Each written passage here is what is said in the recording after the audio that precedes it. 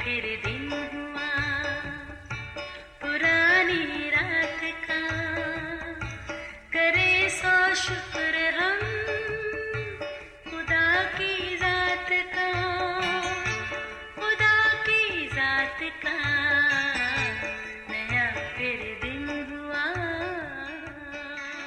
आज की आयत। इसलिए नुमान का कोढ़ तुझे और तेरी नस्ल को सदा लगा रहेगा। सो वो बर्फ का सा सफेद कोढ़ी होकर उसके सामने से चला गया।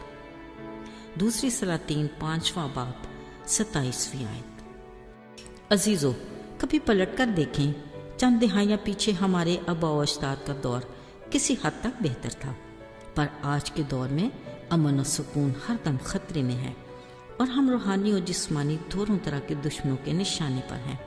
इसकी बुनियादी वजूहात में से एक बड़ी वजह सच और झूठ का आंख मचोली का खेल है, जो बड़ी महारत और बाकमाल तरीके से खेली जाती है। सच और झूठ हमारी ज़िंदगी के वो लाज़िम और मलज़ूम हैं जिनके बिना हमारे माशरे का कोई भी काम कारोबार मुकम्मल नहीं होता। आज के दौर में अगरचे सच को जीने के लिए बड़ी जद्दोजहद करना पड़ती है, मगर नतीजा फैसला आप खुद कर लीजिए। कभी कहा जाता था सच एक ताकत है, सच कभी नहीं हारता, पर अब तो लगता है ये जुमले दम तोड़ रहे हैं।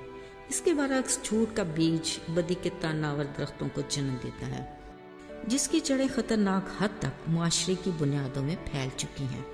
बेहिसी इतनी कि न सच की बरकत का अंदाज़ा और न झूठ की लानत का खौफ। पर याद रहे, ये हमारे लिए लम्हा फिक्रिया ज़रूर है। अजीज़ों, सच झूठ के अल्फाज शायद बोलने में आसान लगें, मगर खुदा का कलाम इन अल्फाज को सही तर्जमानी करता है और ख़तरे से आगाह करके हमारी रहनुमाई करता है। ये उस दौर का वाक़या है जब आराम फ़ौज का सूरमा नुमान शिफा पाने के बाद वापस जा रहा था। मर्द खुदा अलीशा के खादम जहाज़ी ने सोचा, देखो तो मेरे मालिक को बगैर तोहफे लिए उसे जाने दिया, मैं कुछ ले लेता तो क्या फ़र्क पड़ जाता। खैर, अभी भी कुछ बिगड़ा नहीं। ये सोचते वो नुमान के पीछे दौड़ा और उसे राह में रोक लिया। जब उसे मर्द खुदा के खादम के पीछे आने की वजह मालूम हुई तो उसने अलीशा नबी के मेहमानों के लिए यानी अंबिया आज़ादों के लिए खुशी से 1 कंतार चांदी और 2 जोड़े कपड़े थैलियों में डालकर अलीशा नबी को इज्जत देते हुए अपने नौकरों के हाथ भेजे। मगर चलाक जहाजी मोड़ पाई ही से तोहफे पकड़कर नुमान के नौकरों को वापस भेज दिया। फिर बड़ी मकारी से झूठ बोलकर वसूल किए तोहफे घर में रख कर बड़ी ही वफादारी से अलीशा नबी के हुजूर जा खड़ा हुआ। उसने जहाजी को देखते ही पूछा, तू कहाँ से आ रहा है? जहाजी ने साफ झूठ बोला और कहा, तेरा खादम तो कहीं गया ही नहीं। अफसोस, उसे इस बात का अंदाज़ा ही नहीं था कि जिसका वो मर्द खुदा है उससे कुछ भी पोशीदा नहीं।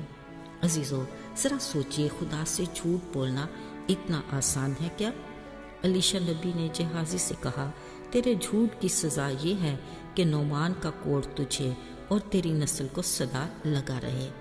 कलाम में लिखा है, सो वो बर्फ़ का सा सफ़ेद कोढ़ी होकर उसके हुजूर से चला गया। अजीज़ों, एक झूठ का इतना अलमनाक अंजाम, इससे हमें संजीदगी से जान लेना चाहिए कि खुदा की निगाह में इस झूठ की क्या हकीकत है।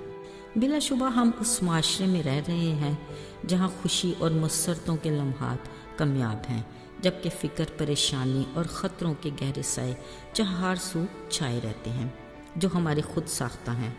लगता ये है कि हर कोई झूठ को एक मुनाफा बख्श पेशा समझकर इसको ही अपनाने का आरज़ूमंद है, मगर कलाम की रोशनी में झूठ एक ऐसा मीठा जहर है जो धीरे धीरे हमारी ज़िंदगियों को तबाही की तरफ ले जा रहा है। बतौर मसीही हमें इस बात से मुकम्मल आगाह होना चाहिए कि खुदा की ज़ात बरहक और उसके कलाम का खुलासा सच्चाई है। खाली खुदा यही चाहता है कि हम सच को अपनी ज़िंदगी का शार बनाएं। सच यही है कि हम खुदाए वाहिद और बरहक खुदा को, जिसने यसु को हमारे लिए दुनिया में भेजा है, जाने। अजीज़ों, खुदा के कलाम के ज़रिए हम सच्चाई से वाक़फ़ होते हैं। यही सच्चाई हमें हर बंधन से आज़ाद करके हमेशा की ज़िंदगी का वारिस बनाती है। آئیے دعا کریں۔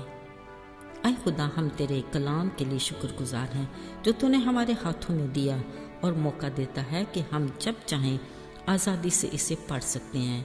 ہمیں حکمت عطا کر کہ ہم سچ میں مضبوطی سے قائم رہیں اور جھوٹ میں ابلیس کی چالوں کو سمجھ سکیں۔ یسوع کے مبارک نام میں آمین۔